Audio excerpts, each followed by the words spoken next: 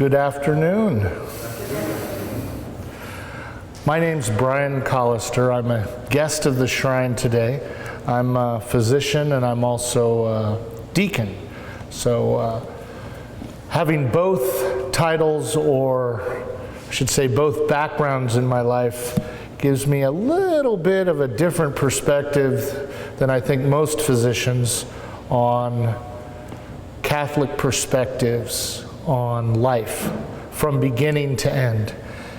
In addition, I think being a deacon gives me a little different perspective in that ministry, having also been a physician practicing for 30 years. So with that, I want to get started with this. And what the talk today is about, I think it was titled From Conception to Natural Death. And I'm going to focus really the most important parts of this particular talk on the concept of natural death and what that really means, and some of the things that have gone on in the world around us that are really bringing that issue to the forefront now. It's not that conception and the early parts of life aren't critically important. They are, of course.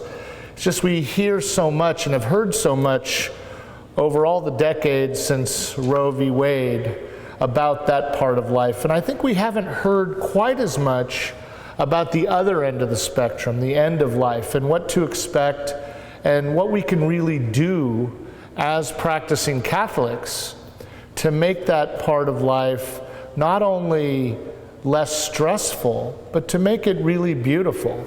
It is possible to have a good death.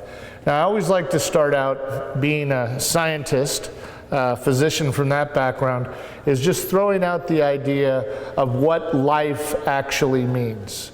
Does anybody know the definition of life? It is a noun. How about the Webster's definition? I'm going to skip over that. Life is a sexually transmitted disease that always ends in death, and there is currently no known cure. So we have to get that out of the way right away. So, you know, it is so sad in this day and age, the models we see and the focus on youth. I once heard a little line in a song and I loved it. It said, "The beautiful people in the magazines have the rest of us living beyond our means." And isn't that the truth in this day and age? But death isn't something to fear. Perpetual youth shouldn't be something that we all want to look towards. I think the wisdom that comes with age, the wisdom that comes from a life of faith, the wisdom that comes from that experience that we all share is so critically important. And it's something that needs to be shared. And in this day and age, with the focus, I like to say, on a throwaway society, that wisdom that can be shared with family and friends is being sadly, I think, really sold short.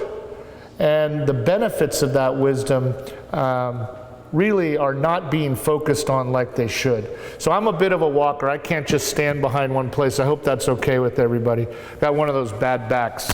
So let's talk about death first. Death in America.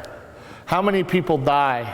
We're a small group. How many people die in America every year? Does anybody know? All of them. All of them that were supposed to die died, right. So there's about 2.5 million deaths in the United States each year. And the demographics of who dies and when is actually changing pretty quickly now.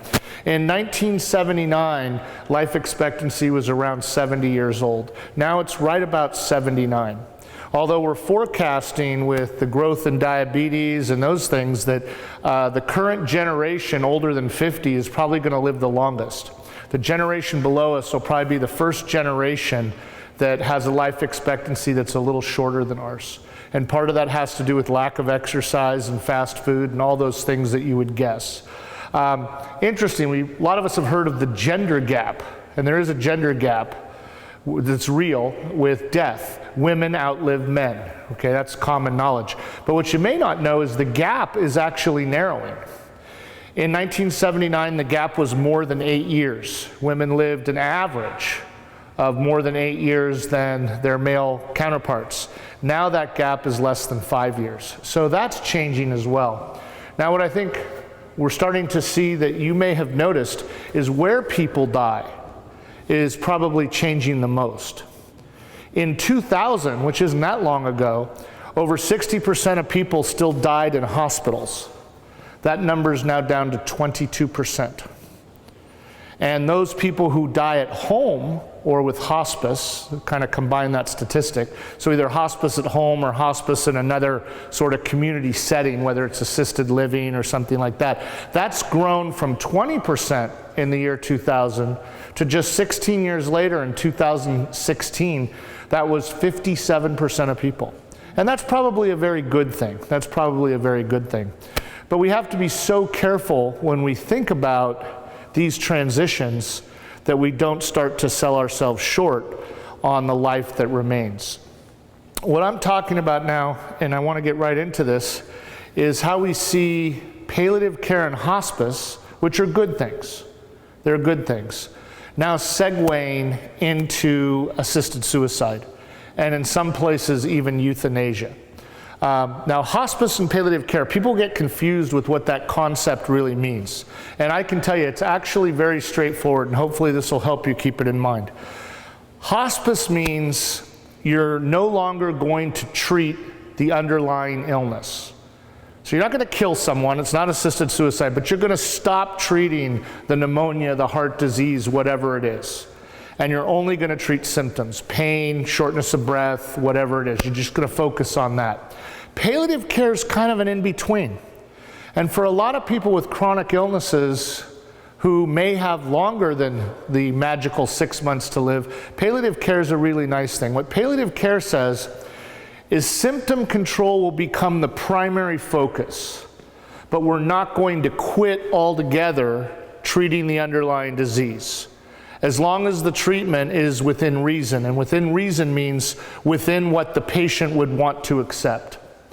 I like to use my old mother as an example. She was in a nursing home near the end of her life. She had pretty bad emphysema, and she was on a form of what we'll call palliative care. So if she was due everything, and she got a pneumonia near the end, if she was due everything, we would have moved her from the nursing home to the hospital and given her IV antibiotics.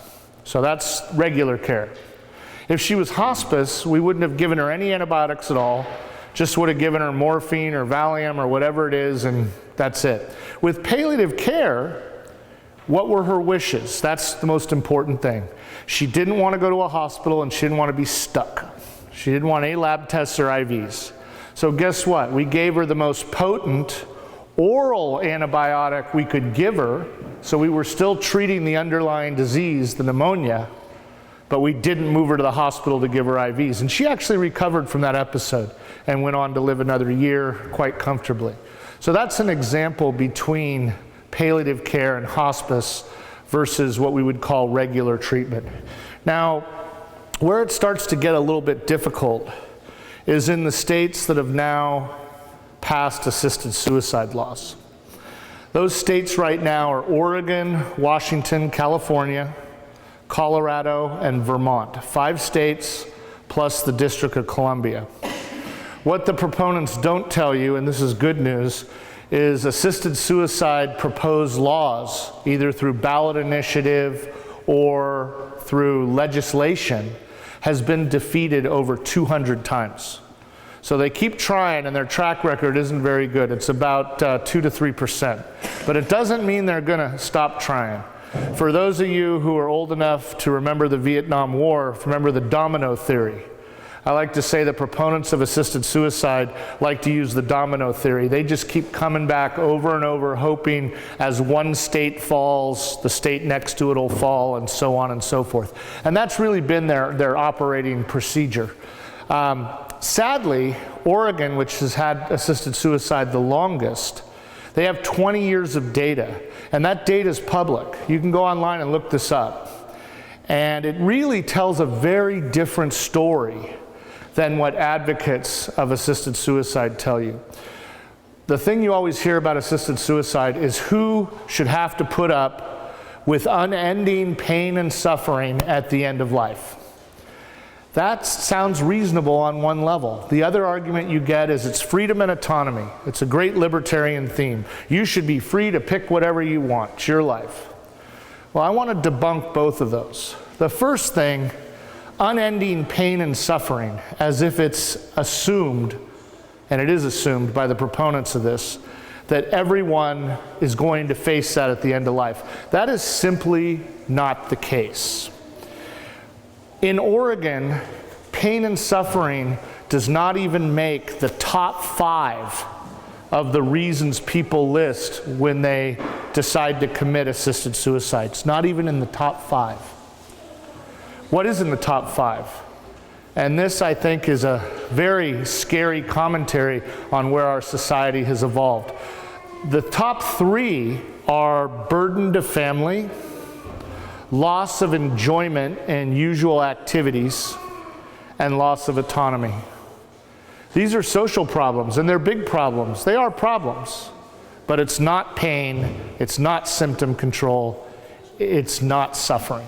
That's not why people do it. Now, when you think about that, and then you get to the freedom and autonomy part, I'm going to tell you a story in a little while of something that happened to me with 2 patients of mine. I'm a hospital doctor.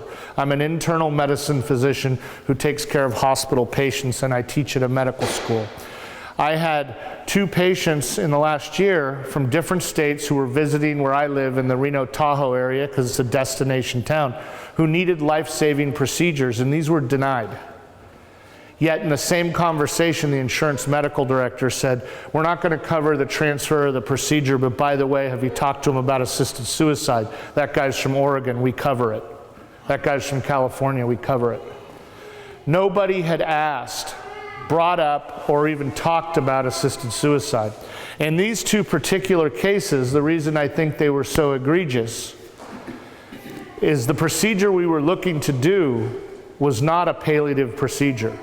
It wasn't an add time to life procedure. It would have been curative between 50 and 70% of the time. I said cure in both cases. Yet the patients were denied these procedures and were offered assisted suicide instead. That's what really got me full circle back out in this realm, wanting to talk about this more. And as you might imagine, it's a tough go. Most physicians in this day and age, I wouldn't say the majority is for it, although more are for assisted suicide than I would have thought. Most physicians, I think they're kind of beaten down. And they just think, if this is the flow, I'm not going to say much one way or the other. And I think there's some fear of being dropped from insurance plans if they become too vocal. Now, I'm a bit insulated. I work for a medical school. I don't keep my billings anyway. It goes to the dean of the medical school, so I don't care if Blue Cross drops me. The dean might, but... So it's something really to think about when you look at that type of situation. So the other thing that's happened, there's a woman in Oregon, I like to tell her story, named Jean Wagner. Jean Wagner was diagnosed with terminal colon cancer. And it was right after the Oregon law was passed, and she went to her physician and said, I want to do the assisted suicide thing. And for whatever reason, she was very blessed. Her surgeon, who had done the colon procedure to take out the tumor, and her primary care doctor both said, you know, maybe you shouldn't do this. And they really tried hard to talk her out of it, and she was pretty adamant. And they finally said, you'll have to go to someone else. Well, she didn't. And that was 17 years ago. And she's one of the main spokespeople from the patient side against assisted suicide now, 17 years later. And it brings up the idea of time and terminal diagnoses. I can tell you, as somebody who's practiced for 30 years in a hospital setting, when it comes to a terminal diagnosis, we can be very precise usually with what you have, not always, but this is your diagnosis. We are not precise when it comes down to how long you might last. We are notoriously poor at this. And this is not just me saying it. The medical literature bears this out. Our average error when predicting how long someone's going to live when we first give them the bad news, our average error is 70%. Sometimes it's too long, sometimes it's too short, but we are all over the map. How long you've got is an educated guess at best. So let's put that into the scenario. So with the assisted suicide laws, the people who are for this will tell you, and I've heard them in multiple testimonials at state legislatures and other places, they'll say, well, we follow Medicare rules. We follow hospice. And they try to make it sound like it's very precise. They say, we do the 6 months or less to live. We don't offer it to anybody else. 6 months or less, just like hospice and Medicare. Well, I just told you, we're really bad at predicting how long you have to live.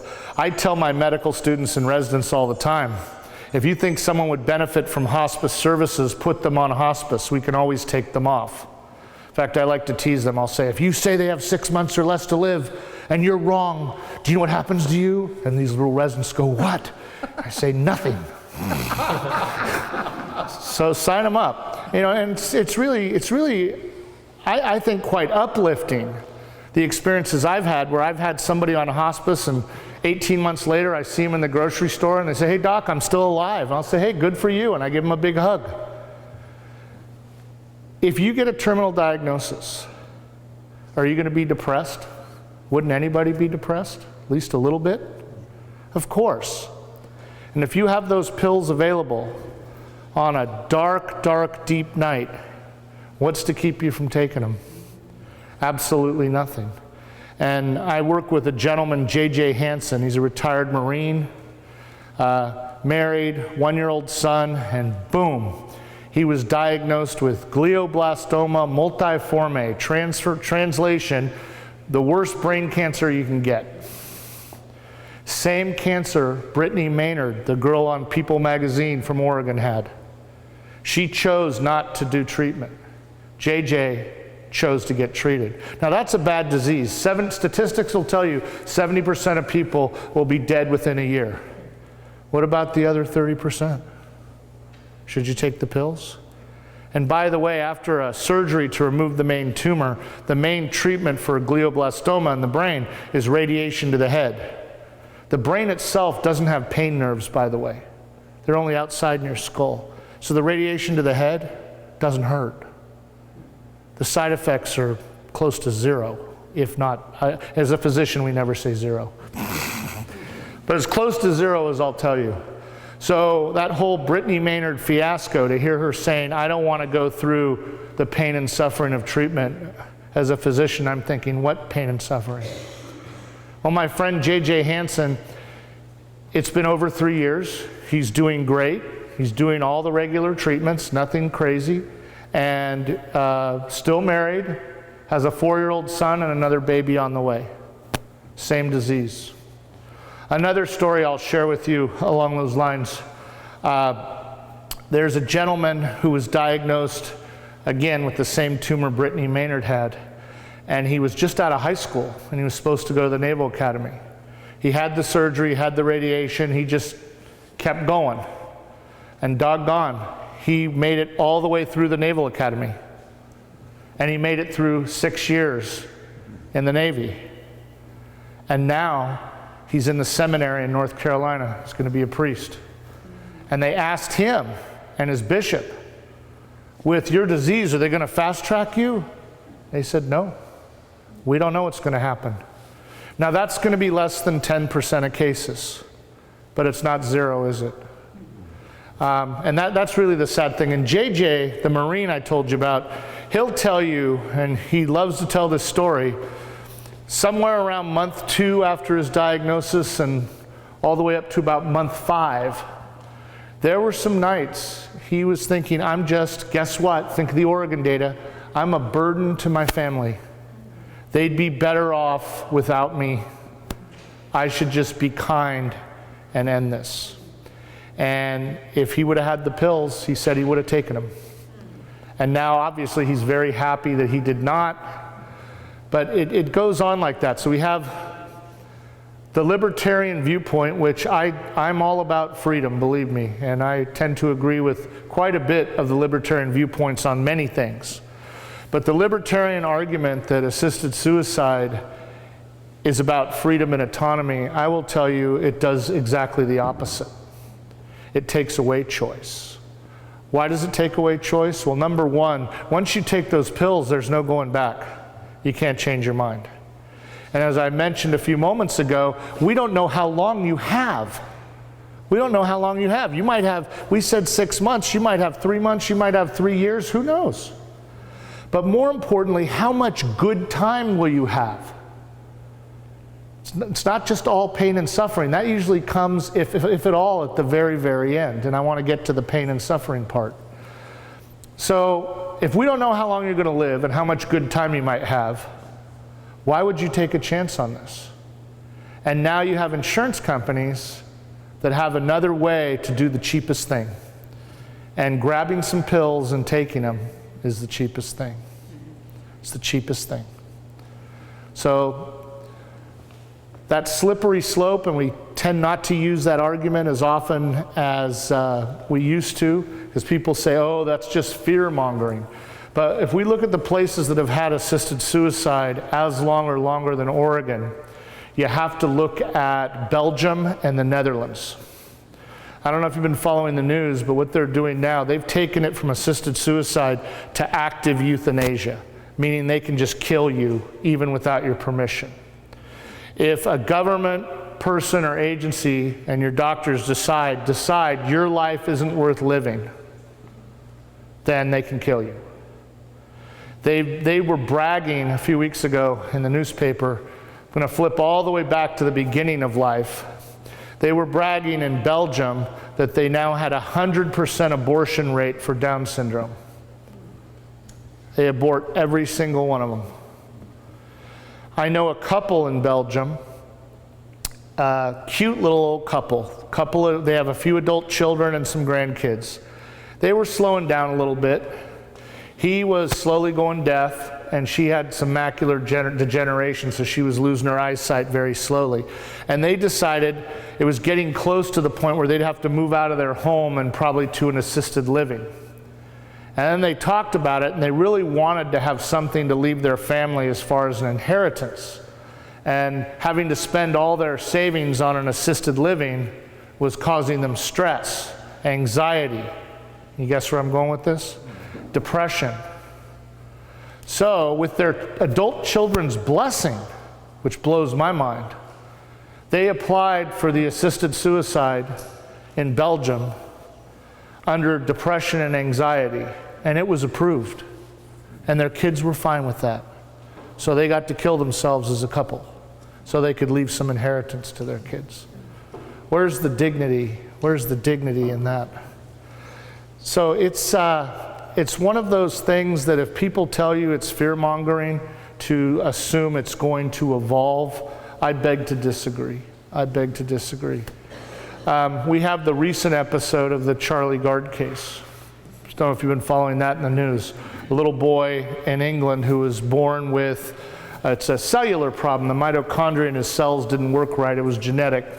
And generally that's a deadly thing. But there is a couple of places in the United States that are doing an experimental nucleoside therapy. But this therapy, this isn't Laetrile in Tijuana. These are major medical centers that are doing big trials in this. I forget exactly which ones, but I mean, we're talking the level of an MD Anderson in Houston or a Sloan Kettering. They were major centers that are doing these trials. And one of the things that came up was the parents raised all the money they needed to transfer this little boy. So whether or not you agree or I agree that that would be worthwhile pursuing that therapy or he should be brought home on hospice, whether or not we agree, I think most people would say it should be the parent's decision. You know, this wasn't something where they were looking for, like I said, herbal therapy in the middle of Mexico or something. We had physicians and medical centers in the United States willing to treat the boy. It reached a point where it was delayed so long, I think you saw what happened, he finally passed away. And it's interesting, the laws in the United Kingdom, I don't know if you know this, they're a little different than the United States, thank goodness on this level. In the United Kingdom, as parents, you do not have the ultimate say over your child's welfare. The state does. The state decides what's best for your child. That's law in the UK. There's an article about this in the Daily Caller, came out yesterday, that kind of lists all those different laws and what things have evolved over there. So we find ourselves in a very, very difficult situation, especially with regard to assisted suicide and what it can lead to. One thing to think about, and I mentioned this at the very beginning, is that no one talks, no one mentions what a terminal illness does in a positive sense to a family. As hard as that is, I can tell you in my career, I have never seen more selfless love, more care, and more healing of broken relationships as I do see during a terminal illness. I think it's really something we need to get out there and talk a lot more about. People forgive each other, people reconcile, people take care of each other. And isn't that what selfless love is all about? Not to mention the wisdom that's then returned at every level from that dying person. Now with that, I do want to segue into my favorite depressing subject, pain and suffering. So as I mentioned, the proponents of assisted suicide will tell you that pain and suffering is inevitable at the end of life, and that's why you need to take the pills. Well, we've already been over the fact that if I tell you you have 6 months to live, you might have 3 years. And if you're depressed 2 weeks after the diagnosis and those pills are in your nightstand, you might take them. So let's assume that we said 6 months and you're blessed, you're fortunate, you go 3 years. And now you really are getting to the end. As a physician, I can tell you there's a big difference between having a terminal disease and being at what I'll call the terminal stage of your terminal disease. Meaning it's very clear that you're going to go in the next couple of days or a week. That is not hard to predict. When you'll get there is hard to predict. But when you get to the very end, now we may not know whether you're going to go today or tomorrow, but we can pretty much guess it's this week when you get to that point. You know, call the family, it's getting close. When people do get to that point, we have the skill, the ability, the technology, and the education to keep you comfortable. And I'm not saying this to bash on colleagues, but in this day and age with hospice, palliative care, and the skill of internal medicine, hospital-based physicians, oncologists, and the hospice docs all combined, if you really have uncontrolled pain at the end of life, you have the wrong doctor. There is no reason in this day and age that we can't control it. This wasn't always true. This wasn't always true. Everybody was so afraid of giving pain meds that they wouldn't give enough to keep people comfortable. And the problem is, especially with opiates, we all hear about this opiate crisis, that as you take more opiates, you develop a physical tolerance. Not a mental one, a physical one, although addicted people certainly have a mental tolerance too. But I'm talking about cancer patients now as an example. You develop a tolerance. So it takes more and more and more to get the same result. Well, at the end of life, that's okay. That's okay. When people ask me at the end of life, the very end, the terminal phase of a terminal illness, what's the right dose? And my answer is the right dose is the dose that works. I'll give you as much as it takes. You know, it's a fine line sometimes between having you sleeping continuously and being awake enough to interact. But again, that's where the skill comes in. You've got to balance that. And we don't always get it perfect, but there's no reason somebody should be screaming in pain in this day and age. It just shouldn't happen. It just should not happen. Now, I'm sure there's always exceptions, but my point is they should be very few and far between. We really do have the capacity to control your symptoms when you do get to the end. So if you bring that all the way together, now we don't know how long you're going to last. And I can honestly look you in the eye and say, whether you go 3 months or 3 years, I promise you when you get to the very end, I will keep you comfortable. I will make it my mission to keep you comfortable. What do we need the pills for? What do we need the death pills for? Now, if you think about it from the perspective too of the pain meds, I'll get the question sometimes. It's always put out like a gotcha question, which I love. So I'll say, well, Dr. Callister, in this situation, it's never Deacon, it's always doctor, right? Well, Dr. Callister, if you give me a big whopping dose of morphine because I'm miserable and it slows my breathing such that I die 2 hours before I would have, what's the difference between that and assisted suicide? I have an answer for that. Simple answer. It's called intent. My intent was to relieve your pain and suffering. My intent was not to give you an overdose to overtly and explicitly kill you. There lies the difference. There lies the difference. And I think it's a huge, huge difference. Now, one of the things I wanted to tell you too, as we talk about the Catholic perspective on this, assisted suicide is never, ever, ever okay under Catholic teaching. I'm sure everybody who's here knows that, but if you didn't, that one's an easy, easy thing.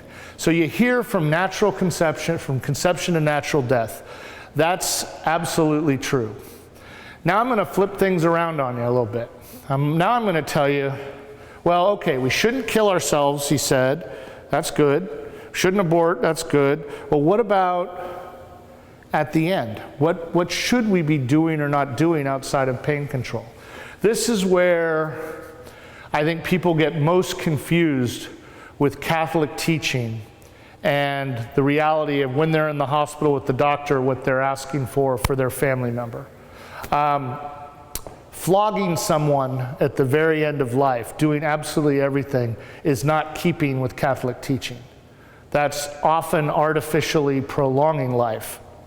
And John Paul II, St. John Paul II said in a visit to Italy, hospice in Italy, a visit to Italy, of course he was in Italy, at a hospice in Italy, he said, and I quote, artificially prolonging life is just as morally reprehensible as artificially taking it. So putting somebody on machines is not in line with Catholic teaching, especially in the elderly at the end of life. You don't have to put somebody in an ICU on a ventilator to stay with Catholic teaching. In fact, the opposite is true. The opposite is true. Now I'm going to take that a step further, and this may confuse some of you, but I think it's a very, very important point. What about IV fluids? What about tube feeds? Gosh, we don't want to be like poor Terry Schiavo and starve to death. I agree with that, but Terry Schiavo was in a persistent vegetative state.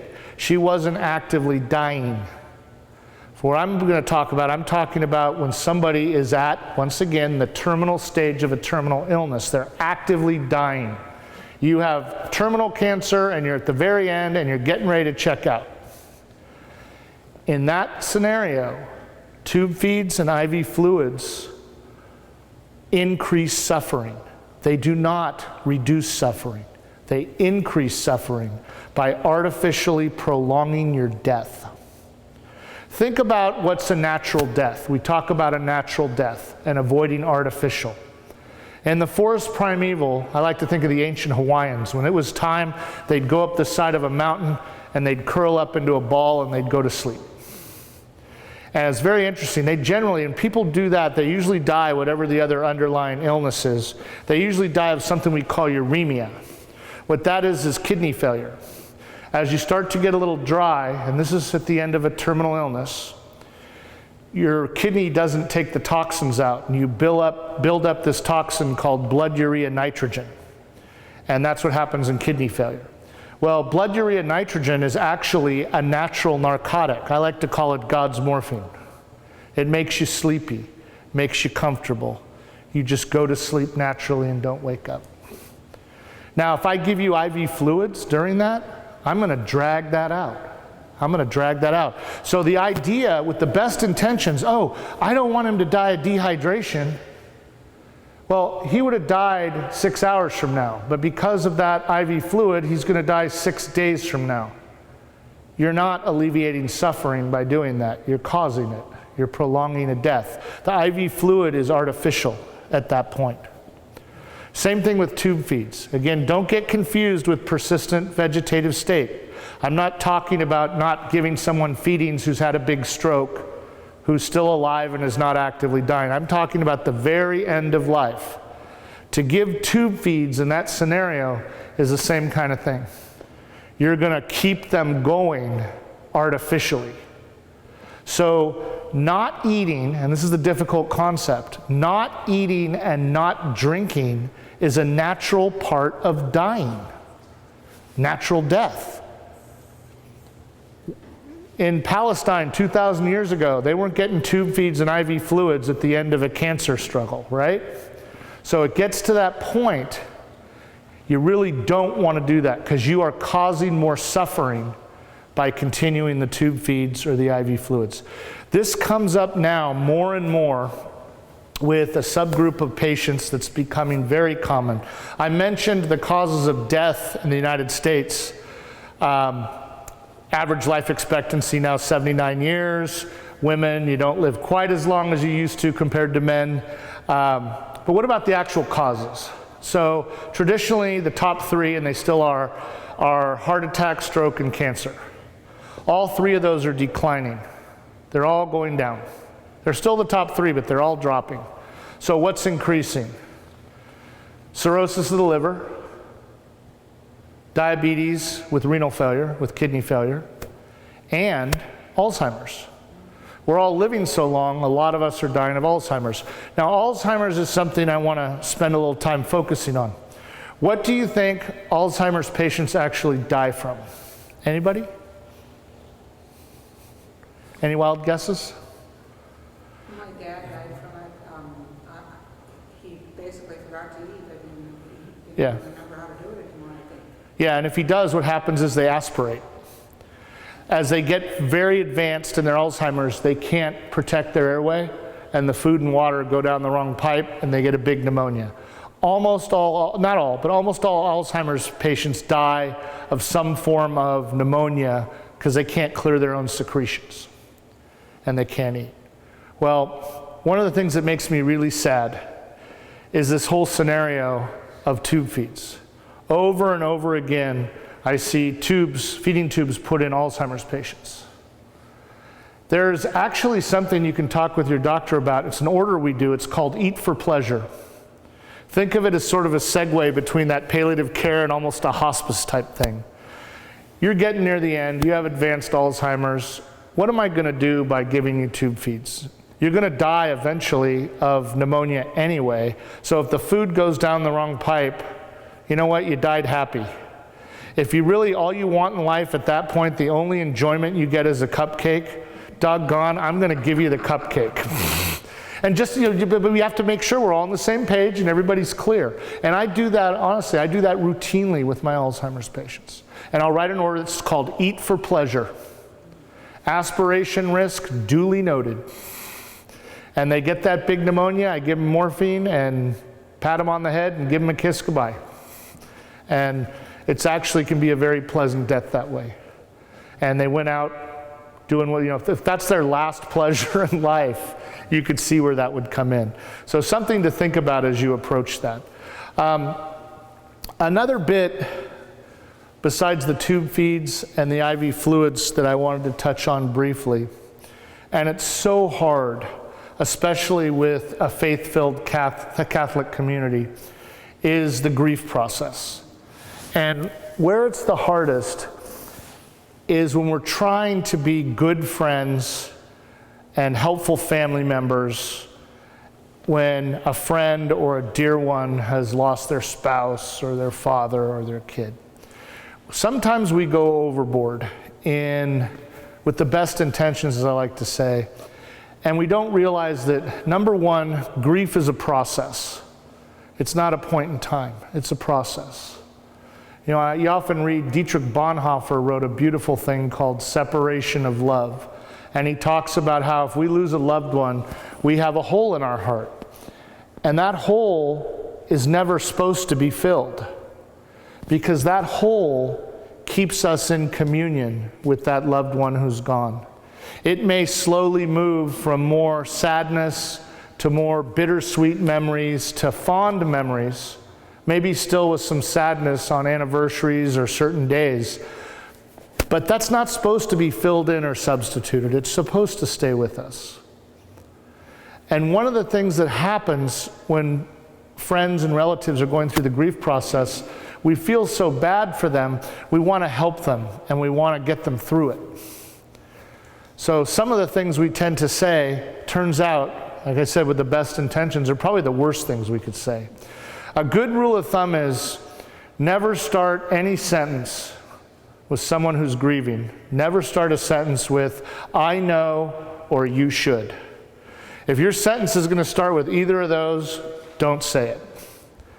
And what people, and you'll hear this after the fact, and those of you that have gone through it, if you think about it, I'll bet you'll agree with this. The most important thing is just being present. You don't need to say anything. Just sit with someone. Sit in silence. And if they want to talk, the grieving person, fine. But you don't have to fill the silence with babble. The babble is usually not helpful. I know how you feel. No, you don't. You don't know how I feel. You have no idea how I feel. You couldn't. No matter who you've lost, it's different, because this is now my loss. Or, he's in a better place now. Somebody says that to me, I want to wind up and just clock them one. You know, I'm grieving for my spouse. I'm grieving for my mother. I don't want to hear they're in a better place right now, even if it's true. That's not helpful at the moment. So if you don't know what to say, and I think we don't get to this often enough, the best advice is say nothing and be present. Just be physically present. The other thing that can really help, and I think as Catholics we are good about this, is practical stuff. You know, we were good about making sure they have food, right? But maybe they need someone to go to the store and buy dog food. Maybe they need somebody to go to the cleaners and pick up the dry cleaning. That's the area where you can really help someone who's going through one of those processes. So that's the grief side. And I want to briefly read you a little thing that I just loved. Anybody familiar with Henry Nouwen? He was a French-Canadian priest who wrote some really fantastic books on, I'll call it Catholic philosophy. He was a theologian, but I think he was a philosopher as much as a theologian. And on this particular subject, Henry Nouwen wrote, "The friend who can be silent with us in a moment of despair or confusion, who can stay with us in an hour of grief, who can tolerate not knowing, not curing, not healing, and face with us the reality of our powerlessness. That is a friend indeed." And I thought that really kind of summed up the grief process. With death itself, I like some of the more optimistic lines we've heard from some of our more recent saints. I told you the John Paul II quote. I also really like this one from Saint Teresa of Calcutta, one of our newest saints. And I could just picture her saying this. She was so dogmatic and so practical. She said, "If it was properly explained that death was nothing but going home to God, then there would be no fear of death." Well, easier said than done, I know, but she was something else with that. But with Henry Nouwen and some of the others that have really laid the groundwork for how to be not just present, but how to be loving, really loving in a tough situation like that.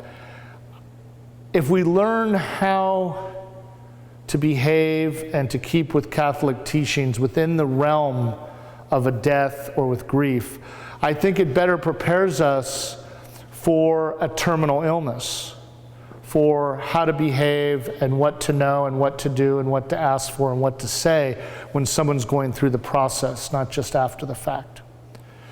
And if nothing else, I think the key concept when it comes to the end of life from a Catholic perspective is what is a natural death. And some of the answers, if you just keep that in mind, natural death, some of the answers aren't intuitive. But as I've explained, once you think about it, they start to make sense. My example here being the tube feeds or the IV fluid. In a vegetative state, very appropriate. You would die of dehydration or starvation. If it's the last couple days of life, you're prolonging suffering. They're very different things. And it starts to make sense if you start to ask yourself, what is a natural death? That doesn't mean full code in the 102-year-old in the ICU on life support. That's not a natural death. So when you start to put that together a little bit more, I think it tends to help us from an experiential perspective really develop that wisdom inside so that when we need to get it out there, it's learned. Because it's not something that's going to come easily in the heat of the moment. One of the things I would ask all of you when it comes to the end of life problems that we face in this country is don't be the quiet majority. Be the vocal majority. I guarantee you this train, this domino, is going to come here. And you've got to be ready for it. And you've got to be aggressive. A bit of advice for any of you that want to get involved with that, and I took this the hard way.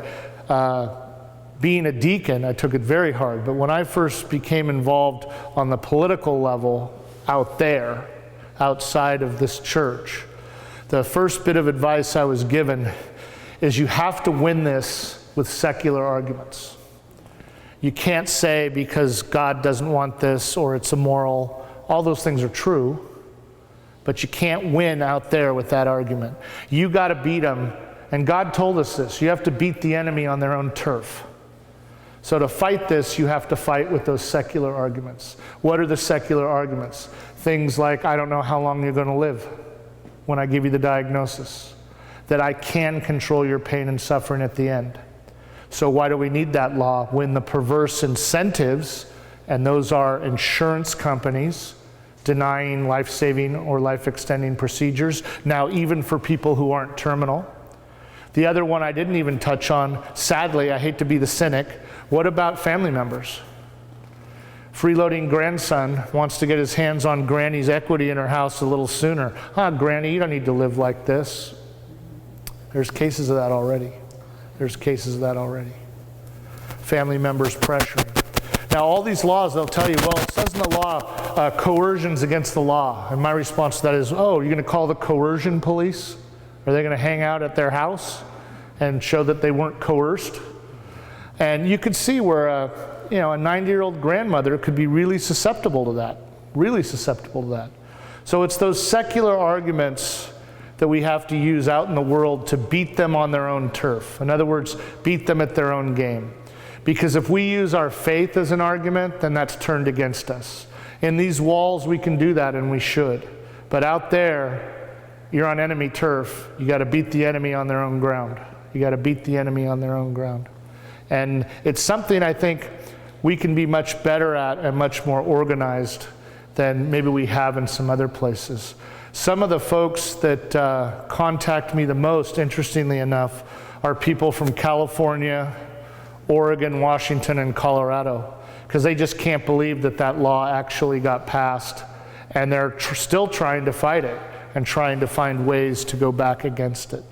So something to think about. So I'm going to finish up here now, and I do want to tell you that when we think about the end of life, it doesn't have to be depressing. It can be a glorious time for family, friends, self-giving love, and more importantly, I think most importantly, even beyond the wisdom that the dying patient can share with family and friends, is the healing processes. That is the best time in the whole world to reconcile with that person that you haven't spoken to in years, that you had the falling out with. Because when those things happen, all those petty arguments from years ago, all those disagreements, all those politics, when it comes to life and death, they don't matter anymore. And that's the time. That's the time. I often think of you hear about the durable power of attorney for healthcare, right? Everybody has their DPOA. One thing to keep in mind, I digress here, but I want to, is people think that they have this big say when they have this. Well, they only have the say if the patient can't answer for themselves. Time and time again, I'll have the 85-year-old granny, and she'll be in the room, sharp as a tack, and after I walk out of the room, the daughter will follow me out and say, I'm her power of attorney for healthcare. I want you to do this, this, this, and this. And I have to look at them and say, no. She's awake, alert, and with it. It's up to her. This only kicks in if she can't speak for herself. And we tend to forget that. And one other little bit of advice on that is, don't pick for your durable power of healthcare. Don't pick your out-of-town kid. Trust me on this. Often people will say, and I understand why, objectively, well, my daughter who lives here is so close to me, she won't be objective. I'm going to pick my daughter in New Jersey. Don't do it. Pick the one that's here. If you're really sick and getting worse, the one that's with you is going to be to the point where they need to be sooner and easier than the out-of-town kid. Time and time again, I see what looks like something that's going to be we'll call it a good death, because it can be. And we're doing palliative care, and it's appropriate, and the patient's comfortable, and the daughter from New Jersey shows up with a lot of baggage, a lot of unresolved issues. Maybe that's why they moved to New Jersey. So it's a running joke in our hospital. The daughter from New Jersey's here. Uh-oh. Keep them alive. You got to keep them going, because they won't say because I haven't reconciled. But the daughter from New Jersey will flog you. I promise. Don't have the daughter from New Jersey. Have the local one. Always, always, always. And that last part, when I talk about bringing family together, when you have someone at the end of life, and it seems like they're hanging on, they just won't let go. I usually find that that's one of two reasons. The first reason is someone who has no faith, honestly. People that have no faith go kicking and dragging to the next life. Because if you really didn't think there was anything out there, you and I'd probably be that way too. So that's the first one. But if someone has faith and everything else seems to be in line and they just won't let go, I often, when I see that, I'll walk out in the hallway with the rest of the family and say, who is it? They'll say, what do you mean? I say, who's not here? Who does he need to reconcile with? Oh, how'd you know? I know. I see this a lot. And I kid you not, when that person comes in, wherever they are, even if it's days later, once that reconciliation takes place, once that accepting takes place, that patient will die in 5 minutes. See it. You can set your watch by it. And anytime people ask me, how did you decide to become a deacon? Because you're a doctor or what? And I'll say, no, it's called the miracles I see every day in medicine. Things like that. And I can set my watch by them. I see them every day. I see miracles that I can't explain by science. In fact, I honestly think that if I wasn't a physician, I would probably be an atheist. Because I'd be so caught up in the secular world, I didn't have a strong enough faith inside myself by itself to probably do the things I've done without being blessed enough to see constant reminders that so much of this is beyond me and it's beyond us. So with that in mind, I'll close by leaving you with one other of my favorite quotes. This is from St. Augustine. And he said, entrust the past to God's mercy, the present to his love, and the future to his providence. So, thank you for joining me this afternoon.